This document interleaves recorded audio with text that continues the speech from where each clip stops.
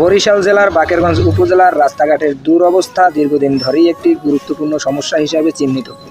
অনেক গ্রামীণ ও আঞ্চলিক সড়ক এখনও কাঁচা বা চলাচলের অযোগ্য, যার ফলে সাধারণ জনগণ প্রতিনিয়ত ভোগান্তির শিকার হচ্ছেন।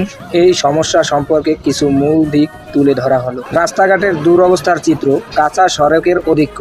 অনেক ইউনিয়ন ও গ্রামে এখনও পাকা রাস্তার অভাব রয়েছে। বর্ষাকালে এই কাঁচা রাস্তা কাদায় পরিণত হয়, ফলে যানবাহন চলাচলে ব্যাহত হয় এবং পথচারীদের কষ্ট হয়। জীর্ণ সড়ক। কিছু এলাকা পাকা সড়ক থাকলেও তা বহুদিন সংস্কার না করায় ভেঙে গেছে।